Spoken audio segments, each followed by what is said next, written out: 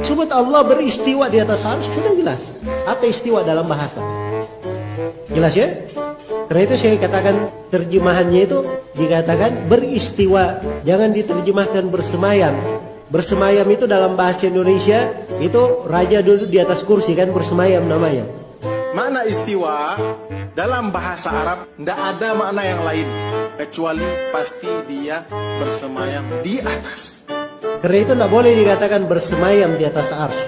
Ini penerjemahan yang keliru. Zat yang maha tinggi dan maha mulia meletakkan telapak kakinya pada neraka sehingga membuatnya berkerut seperti berkerutnya daging, dan berkata, neraka mengeluarkan suara qattun qattun wa biizzatika, cukuplah dengan kemahamuliaan. Saksi bahasan kita adalah Allah Azza wa Jalla di sini punya telapak kaki, berarti ada sifat fisiknya Allah. Mutasyabih itu ayat-ayat yang ada samar-samarnya sehingga terkadang bisa ditarik ulur. Nah, bagaimana kita menghadapi metode ayat-ayat yang mutasyabihat? Dikembalikan kepada yang jelas, dikembalikan kepada yang muhkam. Muhkam itu ayatnya banyak, mutasyabih sedikit. Maka metode yang benar bukan yang muhkam kita bawa yang ke mutasyabih, tapi yang tidak jelas sedikit ini dibawa kepada yang banyak.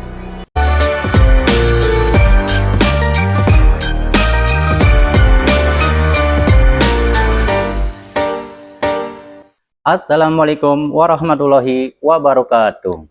Salam akal sehat. Oke guys, kita jumpa lagi di channel Dulur Official. Channel ini bertujuan untuk mencerdaskan anak bangsa. Oke, untuk tema pembahasan kita kali ini, kita akan membahas ayat muhkamat atau mustasabihat yang dilontarkan oleh salah satu Ustadz Wahabi. Maka dari itu kita akan membahasnya bersama narasumber kita, Abdul Rozak. Akan tetapi sebelum ke dalam pembahasan, jangan lupa subscribe, like, dan komen agar kami lebih semangat lagi dalam membuat video selanjutnya. Dan saya ingatkan pula agar tonton video ini sampai selesai agar tidak salah paham atau gagal paham. Oke, kita langsung saja ke dalam pembahasannya. Abdul Rozak, apakah benar pemahaman Ustadz Firanda tentang ayat muhkamat dan mustasabihat itu sudah benar? Assalamualaikum warahmatullahi wabarakatuh. Waalaikumsalam warahmatullahi wabarakatuh. Bismillahirrahmanirrahim. Membahas tentang pemahaman Ustadz Firanda mustasabihat. Dalam sebuah video Ustadz Firanda bilang begini, bahwa metode memahami Al-Quran itu ayat muhkamat dengan mutasyabihat itu adalah yang mutasyabihat itu mengikuti ayat yang muhkam, bayangkan. Karena apa alasannya? Karena ayat mutasyabihat itu sedikit jumlahnya, sedangkan ayat yang muhkam itu banyak. Maka yang sedikit ini mengikuti yang banyak, bukan yang banyak mengikuti sedikit katanya. Artinya disamakan antara yang mutasyabihat dengan muhkam cara memahaminya itu, antara yang samar dengan yang jelas. Saya geleng kepala, ya Allah. Inggris sekali pemahaman seperti ini. Artinya apa? Ustadz Firanda memaksakan ayat yang samar itu dipahami dengan ayat yang jelas, disamakan. Karena udah jelas beda ya? Beda. Antara muhkamah dan mustasabihat. Beda. Muhkam dengan mutasyabihat itu beda. Sampai kapanpun, sampai hari kiamat beda cara memahaminya. Nggak bisa disamakan itu. Oke. Nih, saya terangkan. Mutasyabihat itu adalah yang samar kan. Ayat yang samar. Maka perlu ditakwil. Yang muhkam itu tidak perlu ditakwil karena sudah jelas ayat. Jelas ya ayatnya. Nah, Ustadz Firanda memasukkan yang mutasyabihat itu kepada muhkam cara memahaminya. Akhirnya apa? Akhirnya punya pemikiran bahwa Allah punya tangan, Allah punya wajah, bayangkan. Karena disamakan. Jadi akhirnya salah mentakwilkan ya. Ngeri sekali loh. Saya kasih analogi yang mudah. Ya, biar mudah dipahami bagi buat penontonnya. Orang yang awam. Misalnya, analogi yang sederhana saja. Komar pergi ke tempat kerja memakai motor. Itu kalimat yang jelas namanya. Ya. Jelas kan, nggak ada yang samar kan? Artinya apa ya? Komar tiap hari pergi ke tempat kerja pakai motor. Alat transportasi yaitu motor. Satu lagi saya bikin kalimat yang mutasyabihat, yang samar. Komar itu manusia yang bermuka tembok. Coba cara memahaminya bagaimana? Jelas berbeda. Berbeda. Ketika saya mengatakan Komar adalah manusia yang bermuka tembok, artinya harus ditakwil. Bukan berarti Komar wajahnya ada temboknya, bukan. Artinya Komar manusia yang tidak tahu malu. Itu loh. Nggak bisa sampai kapanpun nggak bisa disamakan itu. Makanya setiap kesalahan itu kalau ingin dibela, maka pembelaannya ini pasti akan salah lagi. Dibela lagi, salah lagi. Dibela lagi, salah lagi. Terus seperti itu. Karena pada dasarnya salah ya. Dasarnya salah. Oke. Antara mutasyabihat dengan muhkam itu tidak boleh disamakan cara memahaminya itu. Itu penjelasannya. Oke, menurut Anda antara muhkam dan mustasyabihat ini kan berbeda. Ya. Lalu pertanyaannya, bagaimana cara memahami ayat mutasyabihat yang benar? Nah, kita ikut ulama kan. Menurut penjelasan ulama itu bahwa cara memahami ayat mutasyabihat itu adalah ditakwil. Ditakwil sama seperti saya kasih contoh, Komar manusia bermuka tembok, kan ditakwil harusnya kan. Atau Komar adalah pemimpin yang bertangan besi. Bukan akan Komar dari besi. Artinya Komar itu orangnya kejam sama rakyatnya itu. Begitu. Jadi yang mutasyabihat itu harus ditakwil. Oke, sedangkan muhkam udah jelas ya. Sudah jelas. Tidak perlu ditakwil lagi. Ada satu pertanyaan yang bisa membungkam para ustadz salafi itu. Apa tuh?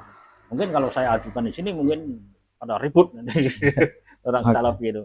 Bisa nih mereka nih punya keyakinan bahwa Allah punya tangan, punya kaki, punya wajah. Ya, baik. Satu saja pertanyaan yang ingin saya tanyakan pada mereka. Apakah Tuhan kalian itu punya tubuh? Coba jawabannya apa? Oh, misalnya nggak ada dalil. Kalau nggak ada dalil berarti nggak punya. Berarti alangkah buruk Tuhannya Wahabi kan. Iya. Punya tubuh. Karena Jadi cuma ada tangannya aja. Iya kan? Dalilnya karena nggak ada. Kalau misalnya saya diprotes, nggak boleh nanya-nanya begitu. Itu pertanyaan logis. Wajar karena kalian meyakini punya tangan, punya wajah, punya kaki. Berarti wajar saya otomatis punya tubuh nih. Ya, punya tubuh tidak. Bingung nanti mereka itu. Kalau jawabannya tidak, buruk akhirnya kan. Kalau jawabannya punya, harus mendatangkan dalil. Mana dalilnya kalau punya tubuh? Bingung lagi nanti mereka. Lihat kekacauan demi kekacauan diperlihatkan oleh mereka itu. Tetap saja pengikutnya nggak sadar-sadar itu. Begitu penjelasannya itu. Oke, kalau menurut Anda, Ustadz Firanda ini selalu menyamakan antara ayat muhkam dan mustasyabihat.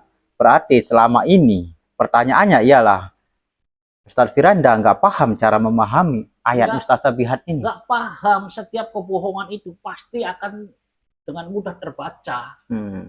Ibaratnya logikanya itu bengkok, banyak kontradiksi, banyak kebingungan. Di lain sisi, mereka meyakini bahwa Allah itu tidak serupa dengan makhluk kan? Di lain sisi ini. Ya.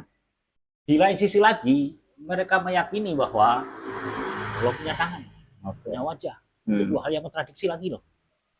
Iya kan? Iya. Kalau tidak meyakini bahwa Allah itu serupa dengan makhluk, ya udah, nggak usah punya keyakinan punya tangan. Oke. Nggak usah punya keyakinan punya wajah. Kalau punya keyakinan punya fisik begini, akhirnya sama saja meyakini seperti makhluk. Kontradiksi lagi di situ. Saya bikin analogi lagi, Jar. Karena fungsi analogi itu untuk memperjelas sesuatu yang samar. Ya, oke, baik. Komar misalnya pergi ke dokter, penyakit bisul misalnya. Ya. Terus kata dokter itu, Komar tidak boleh makan telur. Oke. Boleh kan? Nggak boleh makan telur. Oke. Terus Komar pulang dari dokter tuh. Terus Komar pergi di orang jual martabak. Saya ingin beli martabak. Ditegur sama istrinya. Mar, jangan makan martabak. Martabaknya ada telurnya. Kata istrinya itu. Ya. Kata Komar, apa orang yang saya makannya bukan telur. Martabak yang saya makan tuh. Bukan telur. Iya, martabak makan telur. Kata istrinya, loh, Mas Komar tetapnya bukan telur, ini martabak, bukan telur. Dia tetap aja mengaduk telur. Artinya Komar tetap aja makan telur kan, Bu? Akhirnya kan? Iya kan? Sama seperti orang Salafi itu. Mereka tidak meyakini bahwa Allah seperti makhluk. Nggak ada keyakinan seperti itu. Tapi punya keyakinan, punya tangan, punya wajah. Artinya kan meyakini seperti makhluk akhirnya. Iya. Coba lihat kontradiksinya itu. Kekacauan demi kekacauan dipertontonkan di media itu mereka. Kalau pentolan atau ustadz Salafi Wahabinya sendiri salah dalam memahami ayat, apalagi para pengikutnya. Apalagi para pengikutnya yang nggak ngerti apa-apa. Karena semua kesalahan kan bisa dirasionalkan kan. Iya. Lalu ngomong itu punya tangan, bahkan katanya tangannya kanan semua, tangannya dua, kanan semua. Parah nggak? Geleng kepala saya kalau lihat ceramah mereka. Ya Allah, kok begini? Tubuhnya ada nggak? Akhirnya begitu kan? Iya. Tangan punya wajah, punya kaki. Kalau ditanya begitu, cuma bingung mereka.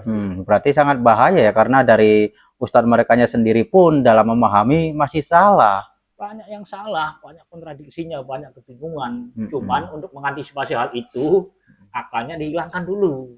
Makanya orang itu kalau ingin merusak umat Islam, maka akalnya dulu yang harus dirusak. Ada ceramah dari Yahya Waloni itu mengatakan bahwa orang-orang di luar Islam yang ingin menghancurkan Islam itu, caranya adalah rusak dulu akal umat Islam. Begitu akal sudah rusak, maka hati itu rusak. Dalam ajaran Salafi ini banyak sekali kalimat-kalimat yang fungsinya itu merusak akal. Nggak boleh berpikir, buang akalmu. Doktrinnya itu. Bahaya doktrin mereka harus ini. penuh sama dalil. Kalau kamu pakai akal, berarti kamu memuji akal. Kamu menuhankan akal. Lalu akal didiskriminasi. Sementara dalam ayat Al-Quran menyuruh kita untuk berpikir. Ya. Bayangkan, lihat kontradiksinya itu. Jadi yang sering bikin video seperti ini agar mereka itu sadar lah, kasihan yang awam memiliki keyakinan Tuhan punya kaki, punya tangan, tangannya kanan semua, punya wajah. Tubuhnya ada nggak? Oke, terima kasih banyak atas penjelasannya Abdul Razak. Mudah-mudahan orang yang menonton video ini atau khususnya orang Wahabi yang menonton podcast kita kali ini, mereka dapat tersadarkan dan mereka bisa memahami dengan benar apa itu muhkam atau apa itu mustasabihat. Oke guys, kita akhiri saja video kita kali ini. Kita akan berjumpa lagi di video-video selanjutnya. Wassalamualaikum warahmatullahi wabarakatuh.